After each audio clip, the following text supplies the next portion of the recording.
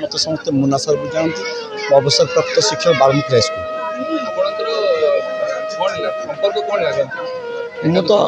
तो दादा बोली डाके आसी जड़े भारी अमायिक व्यक्ति थे निरीह लोक थे सरल व्यक्तित्व थे निर्विवाद्य थी आम अंचल आउ पिला तो समस्ते बहुत भल आ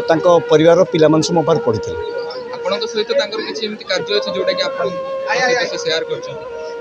नहीं सेमती समय समय तो देखा से मॉर्निंग वॉक बेले इवनिंग वॉक देखा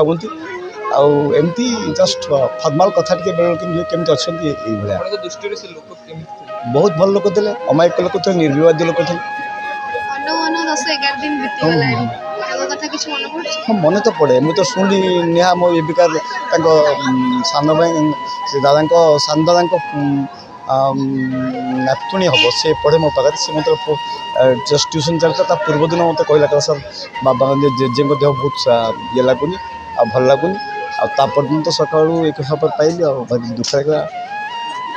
समय तो सेमती से जड़े से भाया वयस्क लोक हो जाते कर्तव्य सब सत्ता परिवार समाज आम समस्त आत्मा सदगुण समस्ते निश्चित काम कर आम पियूषा बहुत इनोसेंट थिले बहुत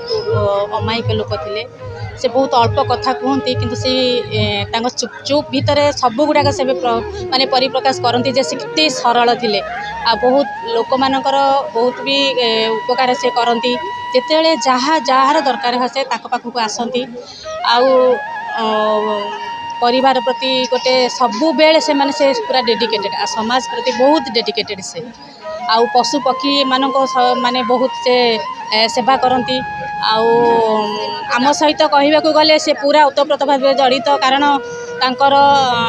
गोटे गोटे अनुभूति मु कहि जिते बड़े कहार देह खराब हो जाता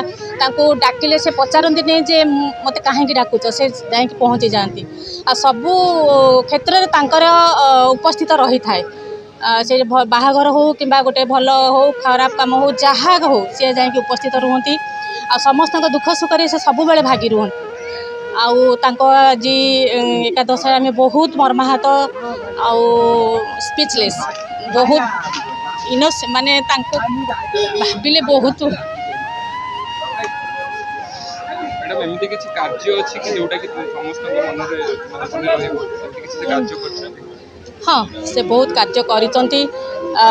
आज कल्याणपुर सारा झुरुचंती जे बहुत भल मनीष थिले कहारी सहित झगड़ा नहीं कहारी सहित ये नहीं आउ ए बाटे जी जाती भी सहित से बहुत आलाप करती सेटा ही आज समस्त को मन पकाउछि नमस्कार मोर पीसा हे माने एमती टाइम रे एमती समय से छाड़ी के चली गले कौन ताक विषय कहबी जहाँ भी जानी से मन बद्ध रही छुआंकर परीक्षा सब छाड़ी कथा शुणिली मु पलि आसली छुआ को छाड़ी बहुत कष्ट लगुच आम समस्त मन भितर से सर्वदा रही रही आती प्रार्थना करी आत्मा को शांति दिंतु आशीर्वाद आम मान।